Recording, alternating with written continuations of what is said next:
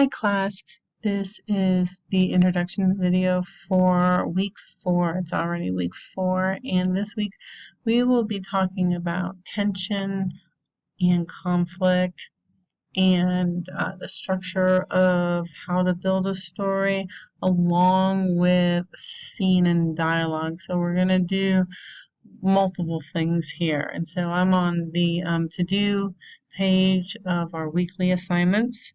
And on Tuesday, we're going to have, this is just another talking points kind of lecture that introduces you a bit to conflict and some scene and dialogue stuff.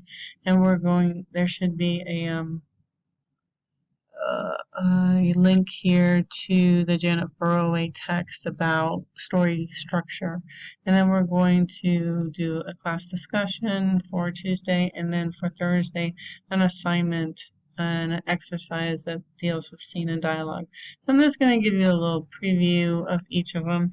For the talking points here, this is about a little dialogue, a little bit about structure. So it's going to start off talking about dialogue. It's going to give you some idea of what dialogue isn't. A lot of times we try to think that, oh, I want to make my dialogue real by making it sound like real life, but it's actually the opposite. We don't, our real life dialogue is typically not the stuff of tension and rising complications. So this gives you a little bit of what dialogue isn't and what dialogue does do. And we'll go over a little bit more in the coming week. And so here's some dialogue guidelines too to help you kind of get the idea of what story dialogue should do. And then it moves on a little bit to the idea of the story structure, and the story structure as a power struggle which increases tension as the story goes. So there's some terms here that we should just be aware of, and then the discussion and the reading is going to give you more of these terms and some further details about it. So all you have to do for this assignment is post if you have any questions about any of the reading, and if you don't, then post one thing you've learned about dialogue or dialogue development or tension and conflict development. So the next one is just going to be a class discussion, and it's going to be on Tim O'Brien's story, The Things They Carried, and we're going to focus mainly on either story structure or dialogue for this discussion. So read the story. The story's right here, and if you can't get it, let me know. And then focus on at least one prompt from each of these headings. So there's 3 here, you can focus on 1 in analysis. There's 3 here, you can focus on 1 in synthesis, and there's 2 here, you can focus on 1 on evaluation. And then respond to at least 1 discussion posting. So there's an example here too. And so this is the class discussion for this week, and both of those are due on Tuesday. I believe that's the 20th.